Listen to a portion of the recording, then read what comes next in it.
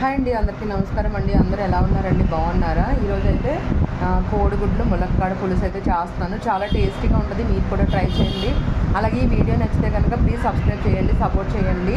ఇప్పుడైతే కోడిగుడ్లు పులుసు అయితే ఎలా చేయాలో చూపించేస్తాను, చూసేయండి.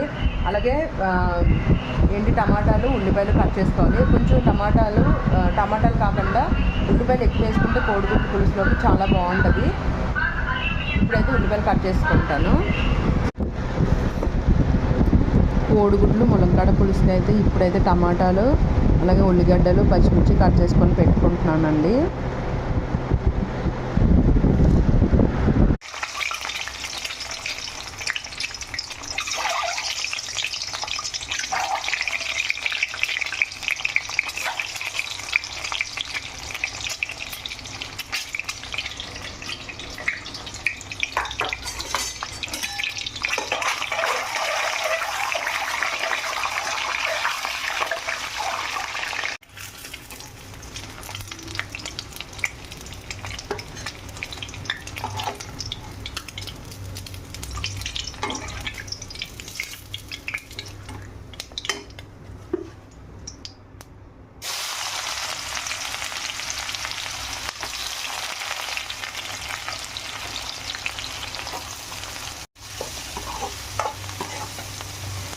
ఉల్లిపాయలు వేగిన తర్వాత ఇలాగ ములక్కాడలు వేసుకోవాలి. ములక్కాడలు వేసుకొని సిమ్లో పెట్టేసుకుంటే మంచిగా ములక్కాడలు కూడా మగ్గుతాయి అన్నమాట.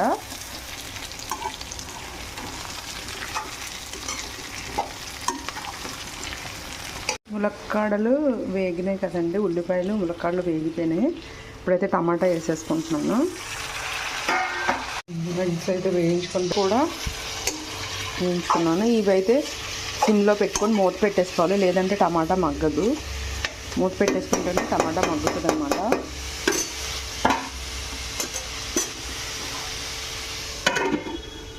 టమాటా మగ్గిపోయింది కదండి, సరిపడినంత కారం అయితే వేసుకుంటున్నాం అనమాట.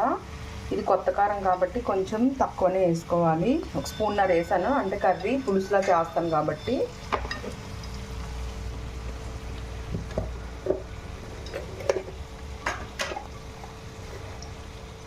అట్లాగే తగినంత సాల్ట్,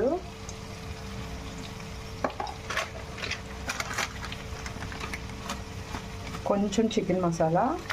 ఇది వేస్తే ఎగ్ కర్రీ చాలా టేస్టీగా ఉంటుంది. ఇలా ఒకసారి కలిపేసుకొని